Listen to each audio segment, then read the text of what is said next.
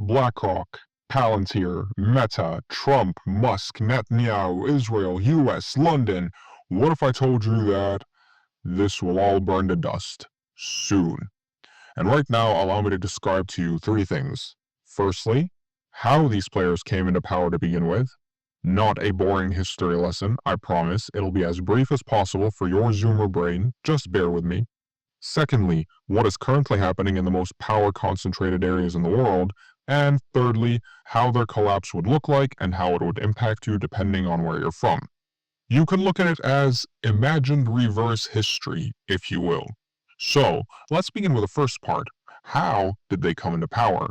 Well, here it goes. 1. After World War II, the power structure was set. A proxy was installed right in the center. I'm looking at you, mister. The land was promised to us 3,000 years ago. And two sides, NATO on one, Warsaw Pact on the other, were created. And both wanted to gain as much power as possible. They were willing to do just about anything for it. 2. This effectively concentrated everything within the realm of these two powers. Most of the world's major resources, arsenal, and bloodiest wars were fought by these two players. 3.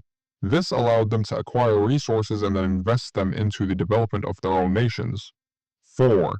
People were largely peaceful and not roaring in upheaval, except certain parts of the world. Why would they? They had everything they needed. While communism and capitalism are flawed systems, they offered their respective people enough to stay silent and not rise in upheaval. Free houses and all that in the Soviet Union, salaries which afforded you basically everything you needed after 10 years of work, regardless of your job or education in the West. Generally the boomer generation had it pretty well. They were allowed to do anything they damn pleased because everything was brand new. 5. NATO and the Soviet Union needed to outcompete each other in all realms, scientifically, economically, etc. So these new governments needed to fuel their growth, so they started investing more and more into their nations. Infrastructure, projects, jobs, research, etc.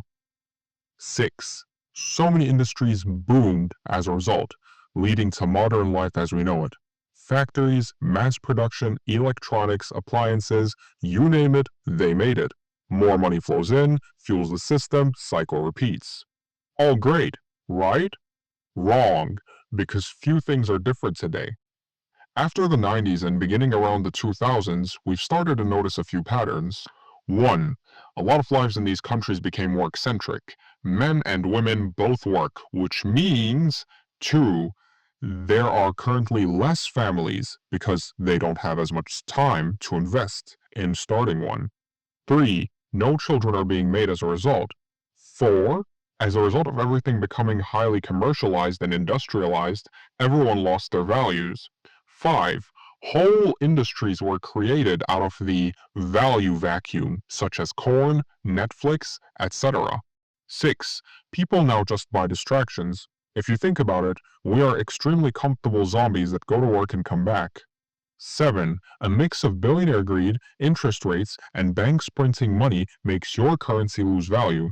But since they keep printing and you keep paying them back more than they give you, which is the definition of theft, I mean interest, they're always on top of the game, while you're just left chasing them for scraps.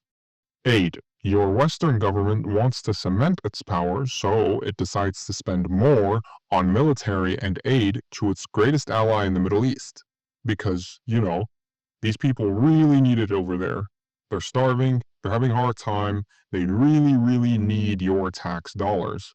9. You stop seeing investment in all fields in order to keep more for your government's greatest ally in the Middle East, so your roads, public transport, houses, jobs, healthcare, virtually everything will go to shit. 10. You lose everything you have. Now for the collapse. How will it look like? 1. People will start to get angry and revolt. 2. The people will split into 3 categories. The first is the angry revolutionaries who will start protesting, which will soon turn into waging a guerrilla war. The second category is the category of people that are too far washed away.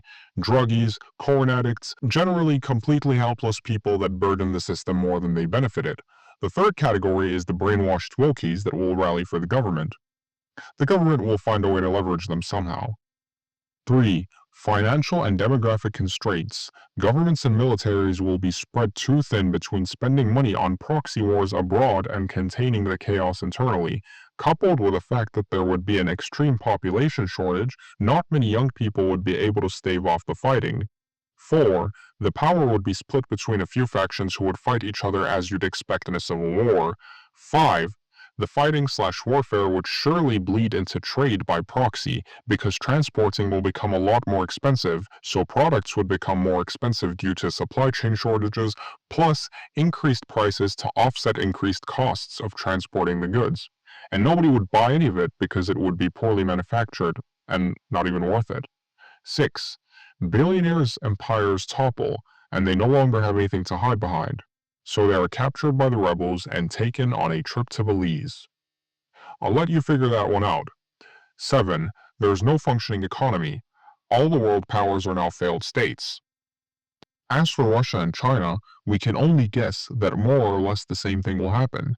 Both countries are facing similar demographic and financial woes.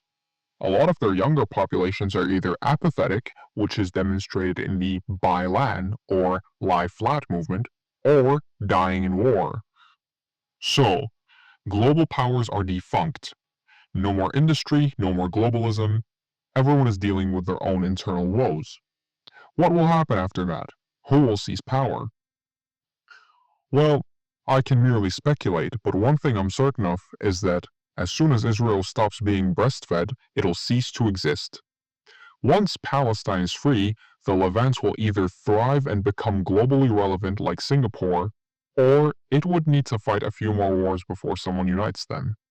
Maybe we'll discuss that in another video. This video is already too long and I'm tired. I hope you've enjoyed it, and peace.